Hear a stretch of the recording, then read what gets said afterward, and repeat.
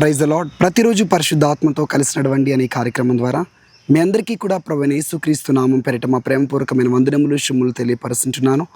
ఆశీర్వాదకరమైనటువంటి చక్కటి రోజును యేసుక్రీస్తు ప్రభువారు మనకు అనుగ్రహించున్నారు. ఈ రీతిని బట్టి ఆయనకి మహిమ కలుగును గాక. నీ జీవితంలో నీ సమస్యలను బట్టి, నీకున్నటువంటి ఇబ్బందులను బట్టి, నీ మీదకి వచ్చిన ఒత్తిడి పోరాటాలను బట్టి కన్నీళ్లతో దుఃఖముతో వేదన చెందుతున్నావా? అయితే ప్రభు ఈరోజు వాగ్దానం చేసి నీతో మాట్లాడుతున్నాడు. నీ ఏడ్పు, నీ దుఃఖము, నీ కన్నీరు ఎల్లప్పుడూ స్థిరంగా అలానే నీతో పాటు నీ జీవితంలో ప్రతిరోజు నీతో పాటు ఉండదు. కానీ నీ యొక్క దుఃఖానికి, నీ ఏడ్పుకి, నీ కన్నీరికి దేవుడు ఫుల్ స్టాప్ పెట్టబోతున్నాడు. ఇక ముగింపునివ్వబోతున్నాడు. దావీదు కీర్తనలు 30వ అధ్యాయము 5వ వచనంలో ఉన్న వాగ్దానాన్ని చదువుదాం. సాయంకాలమున ఏడ్పు వచ్చి రాత్రి ఉండినను ఉదయమున సంతోషము కలుగును. ఆమేన్.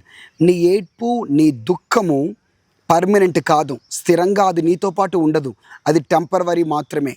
ఈ సాయంకాలం నీకు ఏడ్పు ఉంటుంది, కానీ రేపు ఉదయం కల్లా హల్లెలూయా దేవుడు నీ జీవితంలో ఉన్న కన్నీరును, ఏడ్పును, దుఃఖమును అంతటిని తీసివేసి నీకు సంతోషమునివ్వబోతున్నాడు, నీకు ఆనందంనివ్వబోతున్నాడు. నీ దేవుడు ఎంత గొప్పవాడంటే నువ్వు ఆయనకి ఇష్టమైన ప్రియమైన కుమార్తెవు కాబట్టి నువ్వెప్పుడు కూడా ఏడుస్తూ కన్నీరు విడుస్తూ దుఃఖముతోనే ఉండడం, నీకున్నటువంటి రోగమును బట్టో, సమస్యను బట్టో, లోపమును బట్టో, గర్భఫలం లేకపోవడం బట్టో, ఆర్థికపరమైన ఒత్తిడిని బట్టో, నిందలను బట్టో, అవమానాల్ని బట్టో నువ్వెప్పుడు ఏడుస్తూ ఉండడం దేవునికి ఇష్టం కాదు. మీ పిల్లలు ఏడుస్తుంటే ఫస్ట్ క్లాసు లేకపోతే 5 సంవత్సరాలు 3 సంవత్సరాల పిల్లలు ఏడుస్తుంటే తల్లి అలానే పిల్లాన్ని, ఏడ్చిన పిల్లని అలానే వదిలేసి అలానే చూస్తూ ఉంటుందా? ఉండదు కదా. ఏడుస్తున్న వెంటనే తల్లి హృదయం కరిగిపోతుంది, కనికరం కలుగుతుంది. పరిగెత్తుకుని వెళ్ళి చంకనెత్తుకుంటారు, కన్నీళ్లు తుడుస్తారు. వాళ్ళకి ఏడుపు ఆపడానికి ఏదో ఒకటి తినేదో బొమ్మ ఏదో ఒకటి ఇస్తారు. కారణం ఆ తల్లి ఆ బిడ్డ ఏడుస్తూ ఉండడం, కన్నీళ్లు కార్చడాన్ని తట్టుకోలేదు. నువ్వు ఆయన కుమార్తె, ఆయన కుమారుడు కాబట్టి నువ్వు కూడా ఎప్పుడు ప్రతిరోజు నీ సమస్యను బట్టి ఏడుస్తూ ఉండడం, కన్నీరు విడుస్తూ ఉండడం. నీ పిల్లలకి ఇంకా జీవితంలో అద్భుతమైన కార్యాలు నీ బిడ్డల జీవితంలో జరగట్లేదు, నీ సమస్యలే వెంటాడుతున్నాయని, పిల్లలు లేరని చెప్పేసి నువ్వెప్పుడు ఏడవడం దేవునికి ఇష్టం లేదమ్మా. ఆయన పరిగెత్తుకొని చెప్తున్నాడు, ఇక నీ ఏడ్పు, నీ దుఃఖం నేను తీసివేయబోతున్నాను. రేపటికల్లా మీ జీవితంలో సంతోషం రాబోతున్నది. హల్లెలూయా. నేను ప్రవచిస్తూ చెప్తున్నాను, మీ యొక్క దుఃఖము, మీ ఏడ్పు పర్మనెంట్ కాదు, అది టెంపరవరీ మాత్రమే.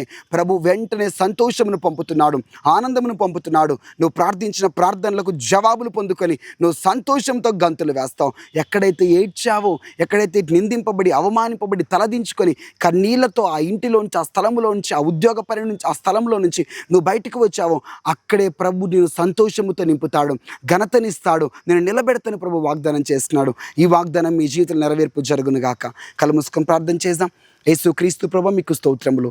ఎంతమంది బిడ్డలతో మీరు మాట్లాడారో, నీ ఏడ్పు ఎప్పుడు నీతో పాటు ఉండదు, అది తొలగిపోబోతున్నది. నీ యొక్క దుఃఖ దినములు ఇక తొలగిపోబోతున్నాయి. సంతోషము రాబోతుంది, ఆనందము రాబోతుంది. రేపు ఉదయమే ఆనందము రాబోతుంది, నేను పంపబోతున్నానని చెప్పినందుకు నీకు స్తోత్రములు అయ్యా. చాలామంది బిడ్డలు ప్రభువా వారి కుటుంబ పరిస్థితిని బట్టి, వారి భర్తను బట్టి, వారి పిల్లలను బట్టి ఏడుస్తున్నారు అయ్యా. గర్భఫలం లేకపోవడాన్ని బట్టి ఏడుస్తున్నారు ప్రభువా, అప్పులను బట్టి ఏడుస్తున్నారు ప్రభువా. రాత్రి అంతా ఏడ్పే, సాయంకాలం అయ్యా ప్రతి దినము ఏడ్పే ప్రభువా. ఇప్పుడేమి వాగ్దానం వారి జీవితంలో నెరవేర్పు జరుగును గాక. ఇక ఏడ్పు తొలగిపోయి సంతోషము వచ్చును గాక. వారి దుఃఖము, వారి ఏడ్పు, వారి రోదన, వారి కన్నీళ్లు ఎగిరిపోవును గాక. గొప్ప సంతోషముతో నింపండి, గొప్ప ఆనందముతో నింపండి, గొప్ప దీవెన ఆశీర్వాదంతో నింపమని ప్రార్థిస్తున్నాం ప్రభా. బలమైన గొప్ప ఆశ్చర్యమైన కార్యములు ప్రతి ఒక్కరి జీవితంలో జరిగించండి తండ్రి. నీకు స్తోత్రములు చెల్లిస్తున్నాను. నీ బిడ్డలు ప్రభా ప్రార్థిస్తున్నారు, వారికి మంచి కాలేజీలలో ప్రభు మంచి సీట్లు అనుగ్రహింపబడును గాక. దీవెనకరమైనటువంటి అయ్యా ఆశీర్వాదకరమైనటువంటి స్థితిలో వారు నిలబడాలి, మంచి చదువులు చదవాలి, మంచి ఉద్యోగాలు రావాలి, మంచి ర్యాంకులు రావాలయ్యా. నీ పిల్లలు ప్రభా నీపై ఆధారపడి ఎంతమంది యూపీఎస్సీ ప్రిపేర్ అవుతున్నారో మంచి రిజల్ట్ వారు పొందుకోవాలి ప్రభా. ఈరోజు హాస్పిటల్కి వెళ్తూ చెకప్ల కొరకు హాస్పిటల్ చుట్టూ తిరుగుతున్నటువంటి వారికి నార్మల్ రిపోర్ట్ రావాలి. నీ పిల్లలకు ప్రార్థనతో అయ్యా నీ అందు విశ్వాసంతో వెళ్తున్న వారికి అద్భుతములు జరుగును గాక. గొప్ప కృప చూపి ఈ రోజున వారు చేసే వ్యాపారంలో, ఉద్యోగంలో, ప్రయాణంలో కాపుదలు ఇవ్వండి ప్రభా.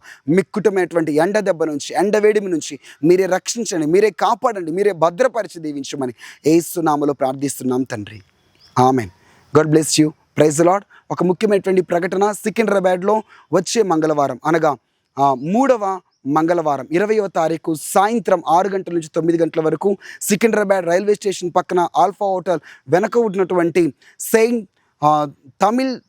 సెయింట్ థామస్ తమిళ్ క్యాథడ్రల్ చర్చిలో, ఎస్పీజీ చర్చిలో ఒక హాల్లో ప్రేయర్ జరగబోతుంది. సో తప్పకుండా పాల్గొనండి. God bless you.